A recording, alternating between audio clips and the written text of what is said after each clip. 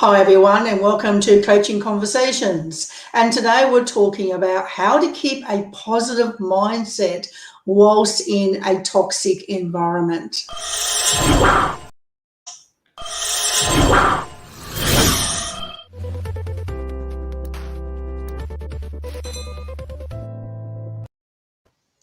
Now, this is no easy task. It does take some work to develop that type of mindset where what they say is you don't sweat the small stuff. But these are some pointers I would like to take you through today to help you. I'm doing a series at the moment, a 15 video series about different ways that you can survive within a toxic environment. And today we're focusing on the mindset. So first, let me tell you a story. You may have heard about Viktor Frankl. He was a psychologist and he was involved in the Holocaust, where he was a Jew and he was in the prison camps.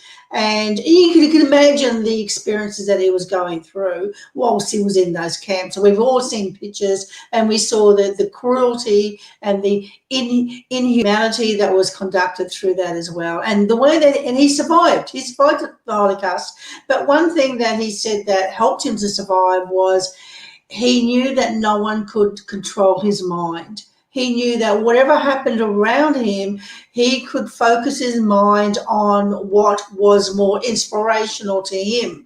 And that was about, how he would see his future after the Holocaust when he was reunited in his family. So he was always thinking of that, and he was always having this mindset that, whatever happens around me, it's certainly not going to affect me and spiral me down like everyone else around him was doing as well. And that takes a bit of work because it takes training and it takes many years as well. And this is what I work with my clients as well. But let's give you some little tips that can help you to start the process of strengthening your mindset. But it will always be a continual journey for you to maintain a positive mindset, especially if you are in a toxic work environment as well.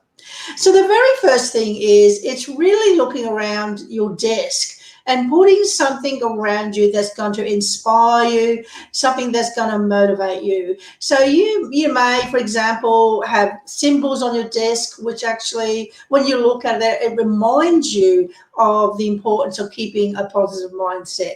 Or you may have inspirational quotes or, a vision board or a screensaver.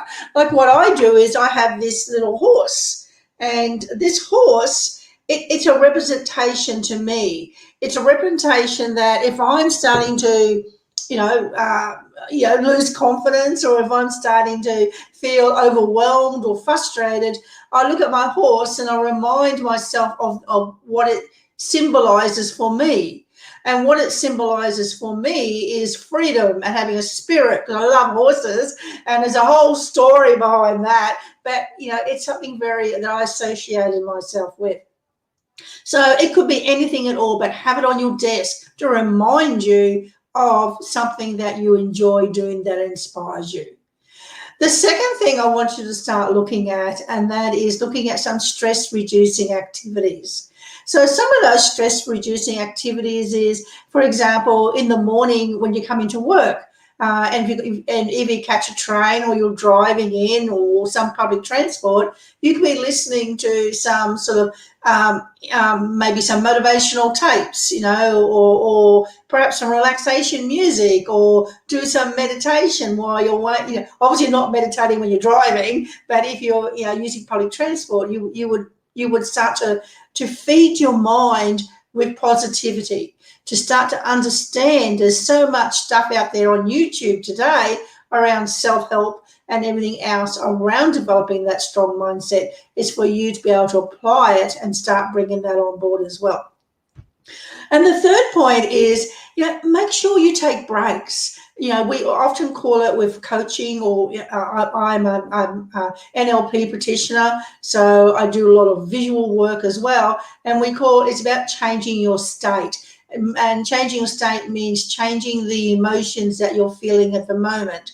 And if you're feeling overwhelmed or anything like that, take a break. You could just stand up and go for a walk, or 5-minute break or whatever, just to regain back your composure and things like that. One of the things that we do quite often within the workplace is sometimes, because other colleagues may not have a break, we feel that we're not entitled to have our breaks, but we actually are. And when we do have those breaks, it helps us to come back more centered, more refreshed as well. So there's three quick tips for you to do. One is obviously have positive things around your desk, something to remind you of things that inspire you. The second one is your stress reducing techniques, such as meditation, listening to some music, have a nice ritual in the morning to get you in the right state. And the third one is, make sure you break your state if you're feeling overwhelmed by stepping up, going for a walk, taking regular breaks as well, so you can recharge and come back refreshed. And before you go, above me there's a link. I have created my latest published guide, and that's around having the 5 ways to rebuild your confidence and strengthen your mental mind within any working environment. The link is above. Grab hold of it and download it, and it goes into a bit deeper information than what I'm talking on these short videos. In the meantime, I look forward to seeing you again in my next video. And my next video, I'm talking about how you can create inspiration outside of the office. Take care, and talk to you again very, very soon. Bye.